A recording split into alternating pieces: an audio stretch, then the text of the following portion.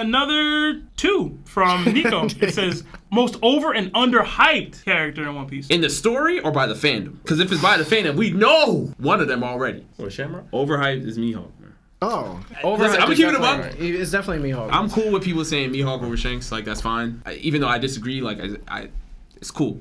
Once you start going into, like, Roger, Rocks, Emu, because Emu had a sword in the flower room. Once you start going to those levels, I feel that. You really start to lose me, personally. The real problem with that is, like, has the canon ever said Mihawk's the strongest swordsman of all time? Have they said that? I just remember current era. Like, that's what I'm saying. Strongest. If Roger's not around, and Rock's not around, and nobody even knows who Emu is at all, this is a title that's out there for... All the people you just named didn't have that title in their era either, though. Bro. So Emu couldn't. Forget Emu. He mentioned Rocks. He mentioned Rogers. None of those two people would have had that title. This is why people like us who go, there's a separation of church and state. Okay. Oda actively separates this person is straight up sword skill. This is what he's doing. And I'm just like that over this way. And I'm not trying to disrespect Mihawk. I think he compete at these high levels. Right. But Oda identifies that there's a difference to the world. You should have heard the analogy I used on him yesterday. Oh my God. I say, yo, what's harder to do? To cook a steak? You know, depending how good of a cook you are, of course. How easy it is to butter some toast.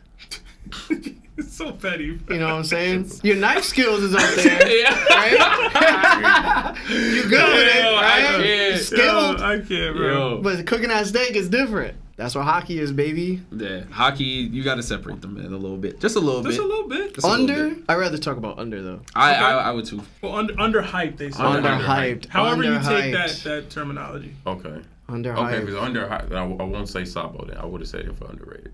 Because I'm surprised. I feel like if Shonen didn't exist, Sabo could be the answer still. But because you exist... I'm the old... No, I'm not the old. There's a very small amount of people out there that actually respect Sabo. And I feel like it's going to come a point in time where... I already know Oda respects Sabo. Like, he already had to put it out in the Q&A that he did. They're like, hey, I know you guys are sleeping on Sabo, but I'm not. So I'm like, hey, if Oda's not sleeping on Sabo, why would I buy it? Why would I buy those? You know what I'm saying? I got a perfect one. Boa Hancock. That's a good one. Underhyped? Really? Yeah. No, I feel like people were saying I would say if you write down what she has on a piece of paper, you'd be like, yo, she's crazy. I think that the way Blackbeard yoked her up from behind, because he snuck her using the Yami and turned off her abilities, it was kind of like... It was such a bad showing for her, even though she has more in the bag. Blackbeard really tried to fight her one-on-one, like straight up face-to-face, let's fight right now. And they banged fists like in a boxing match, she would have tore him up. Oh, she would have won? Yeah. Oh. I don't know about that. I think it would have been a closer fight. It would have been much closer than what actually happened. I don't think she would have won. Well, the thing was, it's always been, yo, if I take my hand off of you, you're going to just turn me to stone. Like, Right. Blackbeard already said, like, your hacks out-hacks me. Those are two different...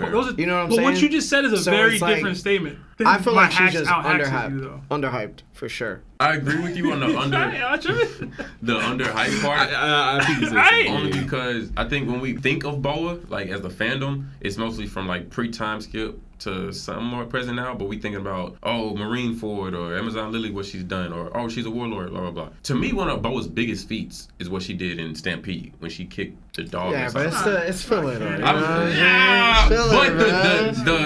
the scaling is accurate. The scaling is accurate. We disagree there? That the scaling is not accurate? The scaling may be accurate, but I can't use it to the scaling is more scale. accurate, but I can't use it. Yeah. You can't use it if it's accurate? You can believe something is accurate, but you can't use non-canon to scale for real. Yeah, bro, that's crazy. I feel you. No, but I get what you're saying. Right. Like, that's expected of her. Because then you can have people like, yo, man, Shiki loses to pre-skip Luffy. Because the movie. You know what I'm saying? I'm not doing it. But I think Boa, underhyped. For me, I would go Dragon. What? Like I would. Come on. Hear him out. What's the problem? Hear him out. See, and I didn't even say it. I'm watching. Honestly, it's the exact same thing you just said for Boa. And like my pod, I have this guy named Zod that pops up every week who just trashes on Dragon. Just because he's not active enough. Come on. He calls him the deadbeat dad. Just because he's not active enough. He's, oh, you had Blackbeard and his crew, they ran your body, your island. You're not active enough. Dragon is a very strategic man. He said multiple times, we're not making a move until the Holy Knights make their move. Come on And now. they did. Come on now. They did. So that lets you You know gotta give what? him time, man. Dragon's about to start moving soon. Come on and now. so is the Revolutionary Army. Come on now. I think since we're 1,000 episodes in and we haven't seen those huge feats yet or things we want to see, like the little inklings or sprinkles we get from Shanks, it's like, oh, he can't be that great. The title of Revolutionary Army or World's Most Wanted Man, that's just a title. That don't mean nothing. But like, come on, it's a reason he has that bounty. That's crazy, bro. Underhyped. Great take. Yeah. He's riding on nothing but hype. Nah, Larry, you don't think Dragon gets crapped on a lot, but even by us. Everybody. He gets crapped on a lot. By everybody. What? often. Everybody. Really, no one gives Dragon respect. But I know everyone's gonna switch up. That's why I just say, I'm like, hey, I'm saying, say what you say now. Because Right. once it's time, it's time. It's over with. Everyone's gonna be like, oh, I always knew Dragon was nice. No, you didn't. Hold on now. What? Two different things. What? What's the problem? I don't think me or Larry. Larry, I guess. But I never said Dragon was weak. I say he was lame. Yeah, I never said Dragon was weak either. What makes him lame? I'm super confused right The now. lack of action. Yeah. But that's the cause for the underhypeness. I understand the inaction. I actually do. I fully do. He's not a pirate. I don't Shanks expect lame? him to act like a pirate.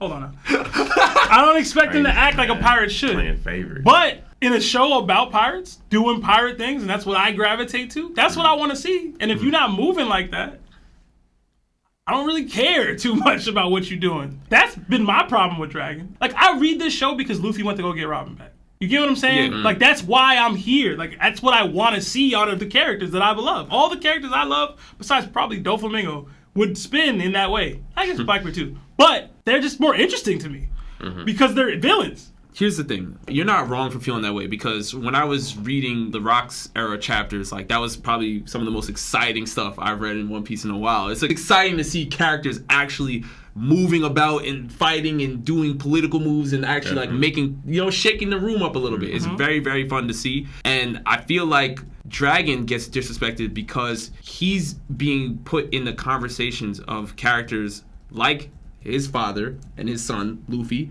who are more of that ilk. They are more of the characters that are going to move and do rash things without thinking everything through. Dragon does not have that luxury because he is the leader of an entire army. Oh, he's spitting. He is a leader. Like, it's a different type of game when you're playing chess, right? He is countering the Marines. He's countering an entire faction. And what's funny about this is that people were looking at Dragon and saying, oh, Dragon's not popping outside, blah, blah, blah. But when Akainu's sitting behind his desk, it's all good. Akainu is still top one. But Rob, why do you think that is? Because okay. Akainu has the benefit of being active at one point that we saw. But hold on, but all I'm saying is, you don't think the person that's supposed to be countering this faction won't have that? That's all I'm saying. This is somebody that was a former Marine. I know Larry looks upset right now, but Larry don't get it. And it's okay. It's okay. Listen, buy the Dragon stocks right now if you're watching this stream. Buy the Dragon stocks. Don't listen to him.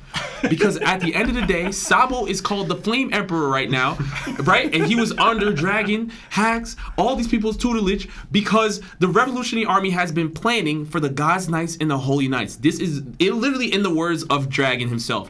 Dragon is not going to be the son of Garp and the father of Luffy and be a fraud at the end of the day. He's going to be super powerful.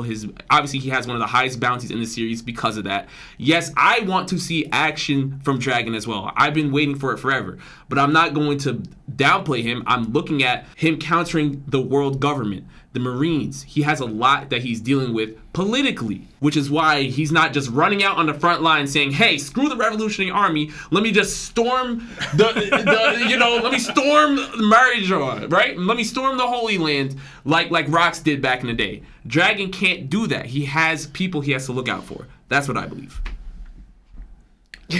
Yo. Before you jump in there, Rob actually just brought up a great point, especially with Akainu.